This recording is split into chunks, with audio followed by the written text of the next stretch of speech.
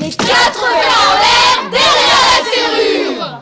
Ce n'était plus la serrure de la porte de la cour de la boucherie, c'était la serrure de la porte de la chambre de la sœur de Marcel. Ce n'était plus les vaches, les veaux, les moutons, c'était la sœur de Marcel, allongée sur son lit, les 4 fers en l'air. Avec une bête pleine de poils entre les jambes.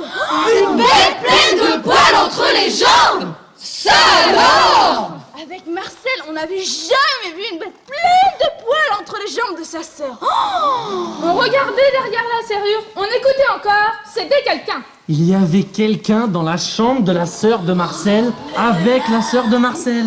Ce n'était pas le commis, c'était son commis et pas le boucher. Oh mais oui, c'est vrai. Son commis. Ça alors! La sœur de Marcel lui disait: les 4 fers en l'air.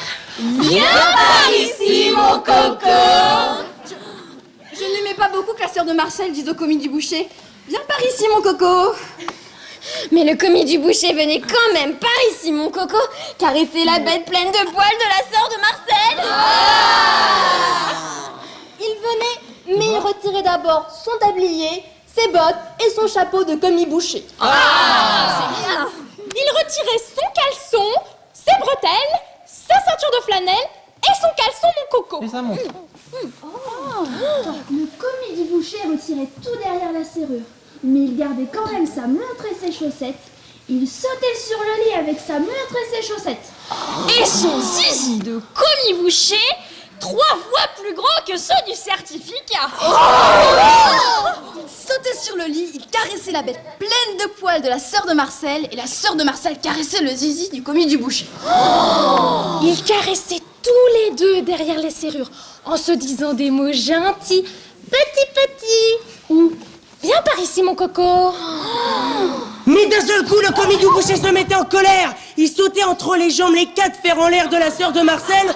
Il battait la bête pleine de poils avec son zizi. La sœur de Marcel criait, mais le commis du boucher, il criait aussi. Avec Marcel, on entendait crier, mais on n'en voyait plus rien. Et puis toi, Les grosses fesses du commis du boucher monter et descendre derrière la serrure. Viens par ici, mon coco. Je n'aimais pas beaucoup que la sœur de Marcel dise au commis du boucher: viens par ici, mon coco. Elle me disait souvent aussi: viens par ici, mon coco, quand on buvait avec Marcel de la limonade dans la cuisine. On buvait tranquillement, et voilà la sœur de Marcel qui me dit: viens par ici, mon coco.